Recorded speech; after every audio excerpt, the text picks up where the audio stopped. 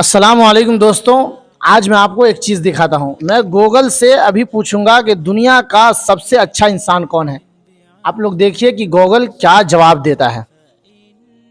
Hello Google, दुनिया का सबसे अच्छा इंसान कौन है? Brainy.in के अनुसार पैगंबर मोहम्मद को दुनिया का सबसे अच्छा इंसान माना जाता है।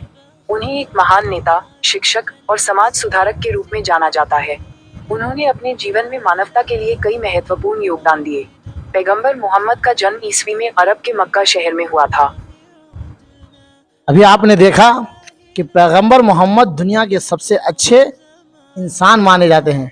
गूगल ने भी एक्सेप्ट किया है। तो हमें और आपको भी अपनी ज़िंदगी में मुहम्मदुर रसूलुल्लाह का तरीक़ा को अपनाना होगा।